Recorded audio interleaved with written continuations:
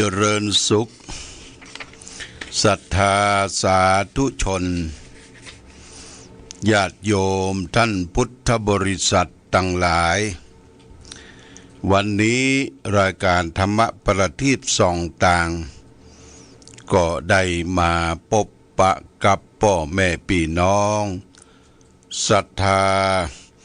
สาธุชนญาติโยมแห่งครั้งหนึ่งวันนี้เป็นวันพุธที่4เดือนธันวาคมพุทธศักราช2567ซึ่งตรงกับเดือน3เหนือเดือนอ้ายใต้ขึ้น4ค่ำเดือน1นะทางใต้ในเดือน1ละขึ้น4ค่ำก็วันนี้อากาศท้องถิ่นก็พอสมควรบ่เด็บมาหนาวบ่ฮ้อนเป็นอากาศที่ดีหน้านี้วันนี้วันที่4ญาติโยมเป็นวันที่2ของการที่ศรัทธาสาธุชนทั้งหลายได้ขึ้นวัดปฏิบัติธรรมเนื่องวันพ่อแห่งชาติก็มีผู้มาร่วมปฏิบัติธรรมนุ่งขาวห่มขาวจำศีลเจริญสมาธิภาวนาประมาณ20กว่าท่านนะ20กว่าท่านรวมทั้งพระทั้งเนรก็ประมาณ30รูปคนที่บริเวณสำนักปฏิบัติธรรมของวัดพระพุทธบาทอุดมแหล่งที่21ของจังหวัดเชียงใหม่วันนี้ก็จะมีมาสมทบแห่งหลายที่พี่น้องตังปังปอยพี่น้องหลายที่ก็จะได้มาสมทบกันในการปฏิบัติธรรมถวายเป็นพระราชกุศลแด่พระบาทสมเด็จพระเจ้าอยู่หัวภูมิพลอดุลยเดชในวาระโอกาสเป็นวันพ่อแห่งชาติวันที่5ธันวามหาราชญาติโยมพร้อมกันนั้นก็ถวายเฉลิมพระชนมพรรษาในวาระโอกาส72ปีของพระบาทสมเด็จพระเจ้าอยู่หัวรัชกาลที่10เพราะฉะนั้นญาติโยมท่านสาธุชนทั้งหลายก็ยังมีโอกาสและเวลาเดี๋ยว8โมงนี้ก็จะมีการทำบุญตักบาตรณที่วิหารพระเจ้าระแข่งจันบนนะ8โมงก็ทำบุญตักบาตรกันและก็กลางคืนเขาก็จะมีการประพฤติปฏิบัติธรรมฟังเทศน์ฟังธรรมญาติโยมก็มีโอกาสและเวลาก็มาร่วมบุญร่วมกุศลสร้างศรัทธาประชาทะสร้างจิตสร้างใจเข้าใกล้พระพุทธพระธรรมพระสงฆ์อันนี้ก็ขอเชิญชวนทุกท่านได้มาประพฤติปฏิบัติธรรมในวันพ่อแห่งชาติทางการบ้านเมืองเปิ้นก็มีการพัฒนาประเทศชาติบ้านเมืองตะวันนี้ตอนเย็นเขาก็ได้หันทหารที่ได้แสดงความจงรักภักดีได้เดินขบวนแล้วก็แสดงตราทัพเชิงธงไทยเฉลิมพลถวายสัจจะปฏิญาณตนต่อองค์พระมหากษัตริย์ไทยอย่างยิ่งใหญ่เฮาได้หันการตีเปิ้นถ่ายทอดโทรทัศน์ให้ดูแต่ว่าทีวีให้ดูนะเพราะฉะนั้นประเทศชาติบ้านเมืองเฮามี3สถาบันที่สำคัญสถาบันชาติคือชาติไทยสถาบันศาสนาคือศาสนาพุทธและศาสนาอื่นก็มีเป็นบางศาสนาและพระมหากษัตริย์นี่สำคัญนะชาติศาสนาพระมหากษัตริย์การปกครองประเทศไทยปกครองโดยระบอบประชาธิปไตยโดยมีพระมหากษัตริย์เป็นประมุขเป็นองค์จอมทัพไทยอย่างพระบาทสมเด็จพระเจ้าอยู่หัวตั้งแต่รัชกาลที่9รัชกาลที่10มาเป็นจอมทัพไทยเขาก็มีการสดุดีถวาย ตั้งจิตอธิษฐานถวายตนต่อประเทศชาติบางเมืองก็คือชาติศาสนาพระมหากษัตริย์ญาติโยมท่านสาธุชนการได้ประพฤติปฏิบัติธรรมก็เป็นส่วนหนึ่งที่เราได้แสดงออกถึงความจงรักภักดีต่อพระองค์ท่านได้ทำตนเป็นพระสงฆ์นิกรที่ดีไหว้พระนพธรรมเจริญสมาธิภาวนาจุดเทียนไทยถวายพระพรแด่พระองค์ท่านก็ได้ชื่อว่าเรามีส่วนร่วมในการพืชปฏิบัติแสดงความจงรักภักดีอันนี้เป็นสิ่งที่ดีนะทั้งตนเองและสถาบันเป็นสิ่งที่ดีนำประโยชน์ที่เกิดขึ้นแก่ประเทศชาติบ้านเมืองอย่างมากมายวันนี้จะเอาหลักธรรมนำมาฝากให้แก่ศรัทธาญาติโยมหลักธรรมที่นำมาฝากวันนี้คือว่าด้วยสัพพุริสบัญญัติกถาสัพพุริสบัญญัติกถาเนี่ยว่าด้วยสิ่งที่สัตบุรุษตั้งไว้3อย่างสัตบุรุษคือนักปราชญ์ท่านผู้รู้โดยพระพุทธเจ้าตรัสไว้ในพระไตรปิฎกว่าขีสิมานิภิกขเวปันทิตปัญญตานิสัพพุริสปัญญตานิทานังสิกขเวปัพพชามาตาปิตุนังภิกขเวอุปถานังปันติปัญญตังสัพพุริสปัญญตังแปลว่าดูก่อนภิกษุทั้งหลายทำ3ประการเนี้ยที่บัณฑิตได้บัญญัติไว้สัตบุรุษบัญญัติไว้ทำ3ประการคืออะไรบ้างคือ1ทาน2บรรพชา3มาตาปิตุอุปถานังนะอันเนี้ยสัพพิทานังอุปัจจตังอหิงสาสัญญโนระโมมาตาปิตุอุปถานังสันตานังพรหมจริยังสตังเอตานิทานานิยานิสาวเทนะปันติโตอริยทัสสะสัมปันโนสะโลกังพะชเตสิลังสิวังนะญาติโยมนะก็แปลว่าทานการไม่เบียดเบียนการสำรวมกายการฝึกตนการบำรุงบิดามารดาสัตบุรุษทั้งหลายบัญญัติไว้สิ่งที่เป็นบัณฑิตซ่องเสพจัดเป็นเหตุ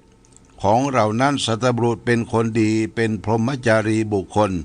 ผู้นั้นเป็นอริยะซึ่งสมบูรณ์ด้วยทัศนะย่อมไปสู่โลกอันเกษมนะคือสิ่งที่เราจะต้องประพฤติปฏิบัติคือนักปราชญ์ท่านผู้รู้ท่านบอกว่าสัพพุริสบัญญัติกถาเนี่ยว่าด้วยข้อที่สัตบุรุษตั้งไว้3ประการคือ1ทานสละสิ่งของตนเพื่อเป็นประโยชน์แก่ผู้อื่น2ปัพพชาถือบวชเป็นอุบายเว้นจากเบียดเบียนกันและกัน3มาตาปิตุอุปถานปฏิบัติมารดาบิดาของตนให้เป็นสุขเนี่ยนี่ญาติโยมนะนี่คุณ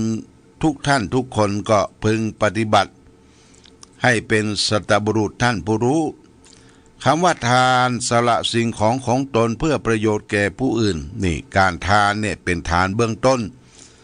ของการสร้างสมคุณงามความดีทานะแปลว่าการการให้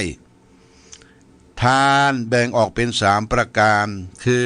1อามิสทานทานด้วยวัตถุสิ่งของนาต่างๆดังที่เราได้ทำเป็นอาจินประจำก็คือมีข้าวดอกไม้จตุปัจจัยทายทานเป็นของกินของใจกาแฟน้ำปานะสิ่งที่จับต้องได้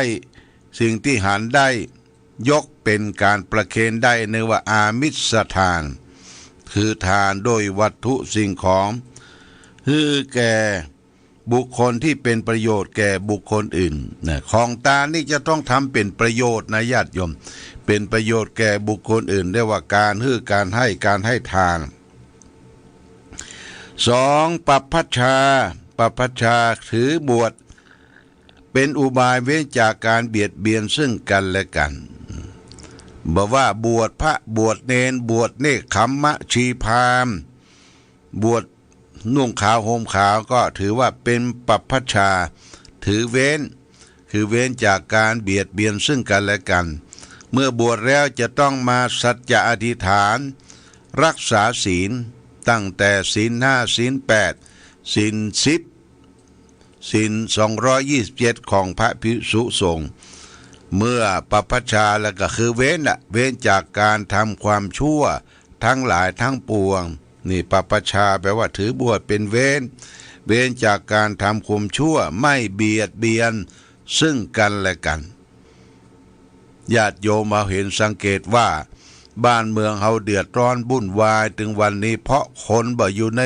ศีลบ่อยู่ในธรรมมีการเบียดเบียนซึ่งกันและกันผัวเบียดเบียนเมียเบียดเบียนผัวสร้างครอบครัวบ่ฮือมีความสุขครอบครัวแตกแยกเพราะเบียดเบียนซึ่งกันและกันนี่คือเขาจะต้องหาโอกาสได้ไปบวชได้ไปเรียนได้ศึกษาถึงแม้จะเป็นเวลาละสั้น3 วัน7 วันเจ้าใดก็ตามก็ถือว่าเป็นปัพพชาเป็นการถือบวชเว้นจากอุบายเบียดเบียนซึ่งกันและกันประการที่3สิ่งที่เราจะต้องประพฤติปฏิบัติของนักปราชญ์ท่านผู้รู้ทั้งหลายก็คือมาตาปิตุอุปทานะมาตาปิตุอุปทานปฏิบัติบรรดาบิดาของตนให้เป็นสุขนี่สำคัญนะญาติโยมนะปฏิบัติเพื่อพ่อแม่เฮาได้อยู่เย็นเป็นสุขในบั้นปลายชีวิตที่เฮามีกำลังมีสติมีปัญญาได้ชุบเลี้ยงมาจากพ่อจากแม่มีการมีงานทำมีครอบครัวที่ดีเขาก็ต้องมีบุพการีตอบแทนต่อบุพการีคือบิดามารดาการจะตอบแทนบิดามารดานั้นพระพุทธเจ้าวางรักไว้เป็นหน้าที่ของลูกทุกผู้ทุกคนที่จะพึงกระทำคือ1พ่อแม่เลี้ยงเราแล้วเลี้ยงท่านตอบ2ช่วยพ่อช่วยแม่ทำการทำงาน3ดำรงวงศกุลของพ่อแม่ให้ดี4ประพฤติตนเป็นคนดีสมควรที่จะได้รับทรัพย์สินมรดกตกทอด5เมื่อพ่อแม่ตายสิ้นชีพที่วางวายลงไปก็ตั้งใจทำบุญอุทิศส่วนบุญส่วนกุศลให้แก่ท่าน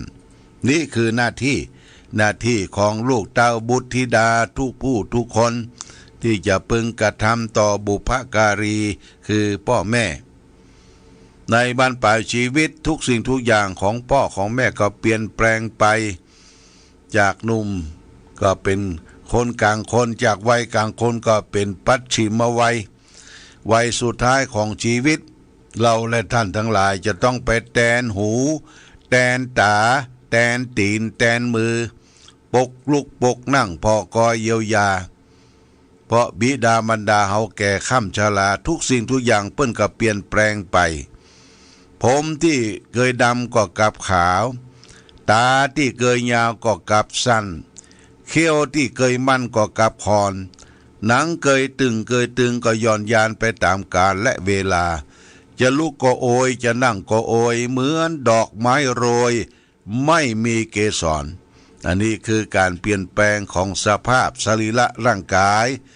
ของพ่อของแม่เราทุกผู้ทุกคนทุกวันเมื่อท่านสิ้นกรรมสิ้นบุญลงไปก็ตั้งใจทำบุญอุทิศส่วนกุศลให้แก่ท่านเนี่ยอย่างที่พระพุทธเจ้าตรัสไว้5ประการสุดท้ายเมื่อพ่อแม่ตายตั้งอกตั้งใจทำบุญอุทิศส่วนบุญส่วนกุศลให้แก่ท่านจิตวิญญาณของท่านได้รับรู้และอนุโมทนาว่าคณะลูกเต้าบุตรธิดาบ่ลืมพ่อบ่ลืมแม่บ่ลืมพระคุณงุนงกของเราท่านก็มีจิต วิญญาณที่จะรับรู้โอกาสดีก็มาปันโชคปันใจอำนวยอวยพรลูกหลานได้อยู่ดีมีสุขมีโชคมีใจหิมากาขึ้นทำอันยังก็สำเร็จผลเพราะมีความตั้งตนไว้ชอบมีความรู้รักกตัญญูต่อพ่อต่อแม่อย่างนี้เป็นต้นนี่ฝากไว้เป็นหลักคิดแก่ศรัทธาญาติโยมท่านสาธุชนทั้งหลายสัพพุริสบัญญัติกถาเนี่ยว่าด้วยสัตบุรุษพึงทำคือการให้ทานนะญาติโยมสละสิ่งของตนเพื่อเป็นประโยชน์แก่ผู้อื่นสองปัปพชาถือบวชเป็นอุบายเว้นจากการเบียดเบียนซึ่งกันและกันสามมาตาปิตุอุปทานะคือปฏิบัติบรรดาบิดาของตนให้เป็นสุขนี่ถือหลักเป็นข้อวัดปฏิบัติสำหรับลูกหลานจู้ผู้จู้คนวันนี้ได้เป็นวันท่วนสองรายการประพฤติปฏิบัติธรรมวันพรุ่งนี้เป็นวันพ่อแห่งชาติวันที่5 ธันวามหาราชทุกปีเนี่ยทางวัดพระพุทธบาทอุดมก็ได้เชิญชวนญาติโยมท่านสาธุชนทั้งหลายมาประพฤติปฏิบัติธรรมไหว้พระสวดมนต์เจริญสมาธิภาวนาทำบุญตักบาตรหยาดน้ำหมายตาให้แก่พ่อแก่แม่แก่บรรพบุรุษของเฮาถวาย นอกจากนั้นก็ได้ถวายเป็นพระราชกุศลแด่พระบาทสมเด็จพระชนตาธิเบศรคือพระบาทสมเด็จพระเจ้าอยู่หัวรัชกาลที่9ได้ถวายเป็นพระบุญกุศลคือแก่รัชกาลที่10เจริญพระชนมายุยิ่งยืนนานอย่างนี้เป็นต้นทางการประพฤติปฏิบัติธรรม5 ธันวาเนี่ยทางวัดก็ได้ตั้งต้นผ้าป่าไว้ต้นหนึ่งเป็นต้นผ้าป่าวันพ่อแห่งชาติยอดปัจจัยผ้าป่าที่ญาติโยมได้มาให้มาหอมกันก็จะเป็นการสมทบในการสร้างที่ประทับของพระเจ้าตากสินมหาราชและพระนเรศวรมหาราชญาติโยมเป็นห้องกระจกเอาขึ้นไปนี่ก็จะหันละเปิ้นเอามาติดมาตั้งเรียบร้อยแล้วแต่ยังบ่ได้จ่ายเนี่ยยังบ่ได้จ่ายให้แก่ช่างก็ตั้งกองทุนผ้าป่าไว้นะญาติโยมอยากจะให้จังหอมเป็นเจ้าภาพเจ้าศรัทธาร่วมกันสร้างห้องกระจกมีประตูปิดเปิดมีหน้าต่างเรียบร้อยก็ขอเชิญชวนเชิญชวนมาให้มาหอมมาร่วมบริจาคกันเดี๋ยวนี้กองทุนก็คณะชมรมผู้ปฏิบัติธรรมประจำวันเสาร์ก็เป็นกองทุนเป็นเริ่มแรกอันนี้ก็เชิญชวนญาติโยมท่านสาธุชนร่วมโดยช่วยกันแต่กระจกห้องกระจกเนี่ยติดประตูหน้าต่างเพิ่นมาติดไว้เรียบร้อยแล้วก็วันที่7เนี่ยก็จะได้นำปัจจัยไปสำระสะสางให้ช่างศาลาที่เปิ้นมาติดตั้งห้องกระจกประตูหน้าต่างที่ประทับของพระเจ้าตากสินมหาราชพระนเรศวรมหาราชนะหน้าที่บนสำนักปฏิบัติธรรมวิปัสสนาน้ำบ่อสาวาก็เชิญชวนญาติโยมท่านสาธุชนได้ร่วมกันเป็นเจ้าภาพเศร้าศรัทธาได้มีส่วนร่วมเป็นห้องกระจกห้องประทับของพระบาทสมเด็จพระเจ้าอยู่หัวพระเจ้าตากสินมหาราชและก็พระนเรศวรมหาราชมาณโอกาสนี้โดยเอาละวันนี้รายการธรรมประทีปส่องตามก็เวลาหมดเวลาแล้วเดี๋ยวก็เชิญชวนญาติโยมขึ้นไปบนวิหารพระเจ้าระแข่งชั้น2เพื่อจะได้ทำบุญตักบาตรในวันนี้เป็นเจ้าแรกของเจ้าวันที่4ใครมีมาเท่าใดก็ตักบาตรกันเท่าอันก็ขอเชิญชวนญาติโยมได้ร่วมบุญร่วมกุศลด้วยกันเอาละวันนี้รายการธรรมประทีปส่องต่างหมดเวลาหมดก็ขออำนวยอวยชัยอำลาพาจากศรัทธาญาติโยมท่านสาธุชนไปรายการธรรมประทีปส่องต่างต้องขอลาก่อน ขอผู้ฟังจงตั้งมั่นจิตหันษาด้วยธรรมะขององค์พระพุทธาได้นำพาให้เกิดความสุขสงบเย็นขอเจริญพร